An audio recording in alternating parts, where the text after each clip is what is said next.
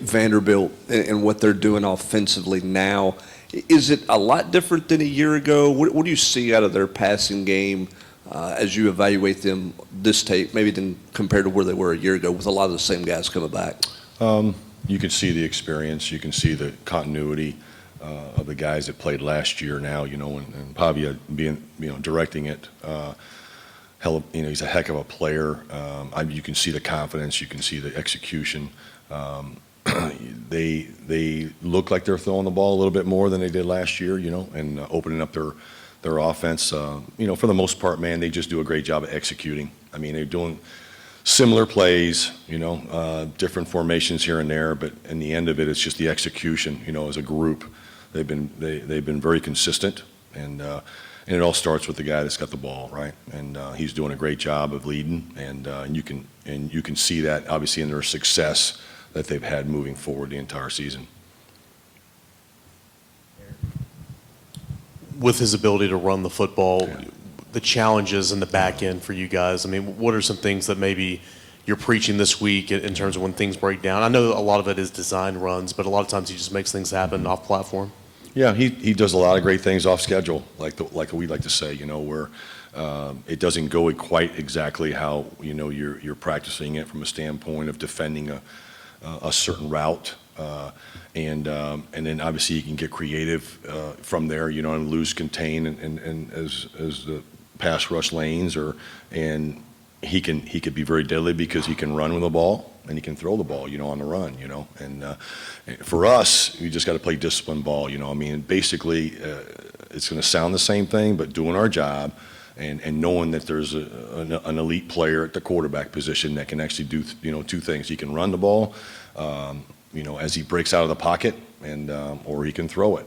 Stay on your guys and being disciplined until he crosses the line of scrimmage, because he's done a great job of being very creative on the perimeter, behind the line of scrimmage, and then either keeping it and throwing it. So we got to be disciplined. Will, you guys have only allowed 2 touchdowns the past 2 games. What has allowed you guys to play a little bit better and keep teams out of the end zone more of the, of the past couple games? Yeah, the credit goes to the players. I mean, we've been a lot more.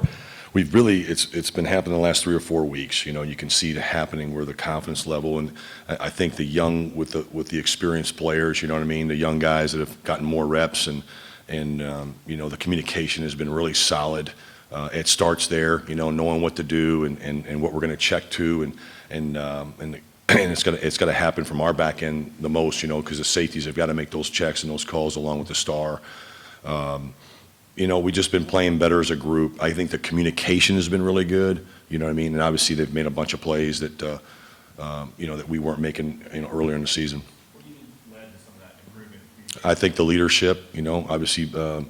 You're talking about seniors like Andre Turrentine that start there, Jalen McMurray, guys that are experienced, two guys that obviously have had a really good year and on a consistent basis, and then spreading it out to the younger guys, and they've bought into it, and I think they meet together on their own even when we're out of meetings, and that's really good to see as a group. Again, they've done a great job of complementing each other, you know what I mean? And you can see that in the last 3 weeks, Just how hard is that communication piece to develop, particularly in this day and age where it's a lot of new players every year because of the portal, so maybe you don't have some of the continuity year to year. And as a coach, how do you create the sense of urgency with them that the communication piece is so important? Yeah, I think it starts everywhere you're at. We're in the meeting room. It's got to sound the same way it does in that meeting room. And when you take it out to the field, and whether it's walkthroughs and the amount of reps that we take, but like we say all the time, man, the communication has to be given, but also it has to be received. That's the complete communication. I think that's where we've gotten better. Where you're trying to make a call to somebody and actually you're seeing you eye to eye. Again, I think it's the the amount of time that it's, whether it's in a room, in our meeting rooms, or we're doing walkthroughs and then taking it on to, where you go to practice. We just had obviously a really good practice today. A lot of it was, with some really good communication. And there was some there where we didn't give it back, whether it's a corner, whether it's a linebacker, is receiving it and giving the signal back to each other that I got it, That's where we've really, we've gotten a lot better. Ty Redmond seems to have gotten a lot of confidence late in the year. I'm sure all freshmen sort of go through ebbs and flows. How important for him for his long-term future for next season, how important is it that he is getting confidence late in his freshman year? Yeah, that's huge. That's what it's all about. You want to be able to know what you want to know what you're doing, but at the same time, too, you want to be able to execute, and you want to have a bunch of plays that consistently you can go from series to series, game to game, and you can see the growth. I mean, my goodness, since game one to now, we feel really confident in him, the players around him, and you can see it. You can see it more talkative in meeting rooms, more talkative on the field. Doesn't get down on himself, just keeps on, snapping clear kind of a mentality. At first, he was letting things beat him up a little bit, I think, like any young player would. That's very competitive like himself. Yeah, I just think it's the growth. I think being here, the amount of reps he's gotten, this league, as good as it is, he's going against some really good players and he's making some plays.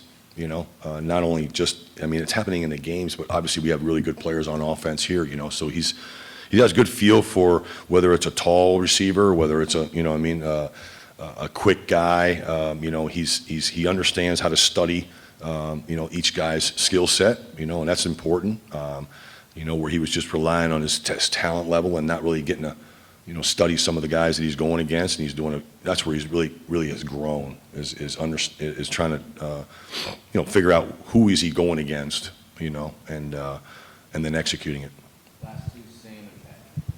You mentioned Jalen McMurray's leadership. He talked yesterday about how grateful he is to finish his career here at Tennessee. Just how have you seen him grow over the past 2 years and really take on that leadership role with the team? Yeah, we've been very fortunate with the kids that have transferred in, and we're very intentional. We've built a standard and expectation here in a culture that it's high level, and we make sure that the ones that we do choose to come here, and figure, and he has been unbelievable since he's been here. Obviously, early on, every player wants to play more. We get that, but I think at the same time too, you got to know where you're at, and he's grown through that process. You know what I mean? And he's a very versatile player, and that's why we took him. We know he can play inside, we can play outside, but it's really his attitude, his investment, and he's not just playing on the field and making communication. He's actually coaching on the off. Since the day he's been here, he's been like that. He's been a coach on the field. And it doesn't matter if it's a younger guy, if it's an older guy. He knows when to insert himself into a conversation and not. I think sometimes guys don't have that awareness at times, with the really good players. And he's the guy who's a great teammate, really is, and he's earned the respect since he's been here, and it's I just said it just a little while ago. It's fed off the group. You can see where he fits in right away when he got here, and then his growth too as a player. He's grown. He's had a really good year, and that's really been good for us on the defensive side of the ball because you have to have a really good player at the star position. You talked about Ty's growth. Another young guy in your secondary is Idris. How have you seen him kind of grow from his first game to now, this first season as a starter? You're talking about Idris? Yeah. Oh, man, yeah. He's, he's grown himself. Obviously he, very similar. Obviously it's his second year, and when you compare him to Ty, but it's his first time ever starting from the get-go, and he's somebody that we count on each and every day with our communication, and he's got to get it right. And him and Dre are very similar, and to see his growth. Just like, I was just talking about Ty, the confidence and the playmaking ability, that he has produced throughout the season. You know what I mean?